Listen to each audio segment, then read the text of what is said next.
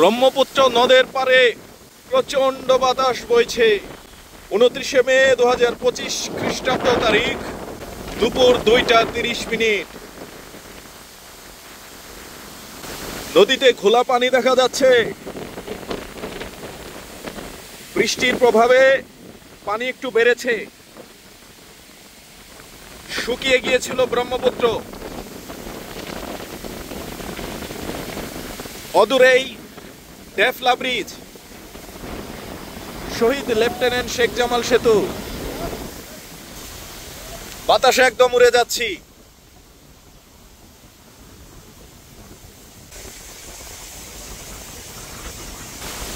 গাছপালা হেলে যাচ্ছে।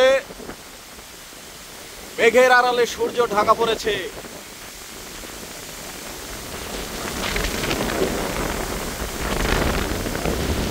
জামালপুর জেলার মেলান্দ উপজেলার কাঙ্গালকুশা